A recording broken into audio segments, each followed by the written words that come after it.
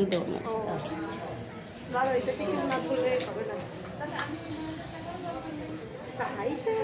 এই 10টা টাকা ওখান দিয়ে দাও তো। টানে না ধরে টানো কেন? এটা কি আলাদা প্রদীপ? এটা কি আলাদা প্রদীপ?